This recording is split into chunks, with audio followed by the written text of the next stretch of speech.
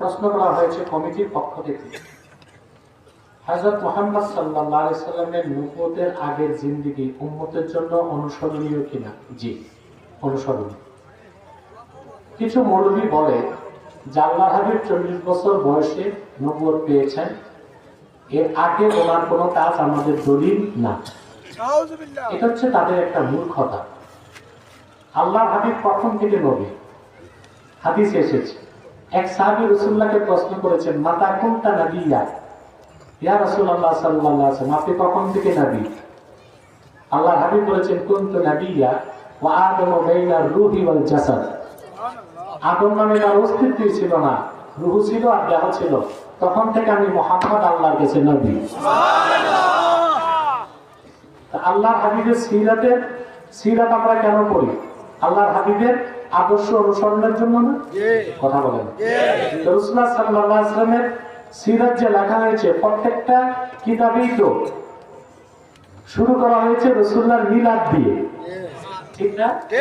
তাহলে বোঝা যাচ্ছে আল্লাহর হাবিব মুহাম্মদ সাল্লাল্লাহু আলাইহি ওয়াসাল্লাম ওনার নবুয়তের প্রকাশ ঘটেছে 40 বছর বয়সে, কিন্তু আদম সৃষ্টির আগ থেকেই মুহাম্মদ সাল্লাল্লাহু আলাইহি ওয়াসাল্লাম নবী।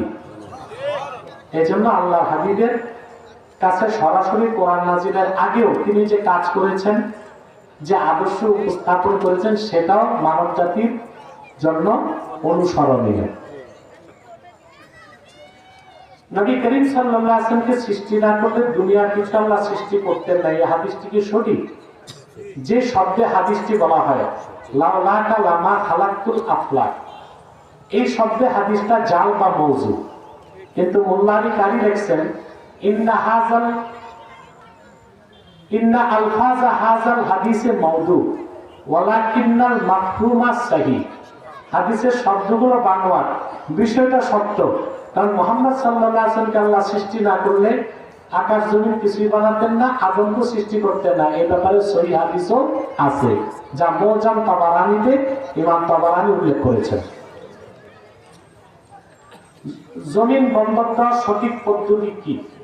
দেখুন, আপনি 50,000 টাকা নিলেন তার কাছ থেকে, আপনার জমিনটা সে নিল, এটা বন্ধক, এটা জায়েজ। 3 বছর পর আপনি 50,000 টাকা ফেরত দিলেন, সে জমিন দিল, কিন্তু সে যদি 3 বছর চাষাবাদ করে খায়, এটা সুদ, এটা হারাম। তো শরঈ পদ্ধতি হচ্ছে, আপনি যদি বন্ধক দেন তো দুইটা চুক্তি হবে। 50,000 টাকা দিলেন, জমি দিলেন, আলাদা তার সাথে চুক্তি করে নেবেন যে আমি চাষবাস করে খাবো, কিছু ভাড়া দিব তোমার।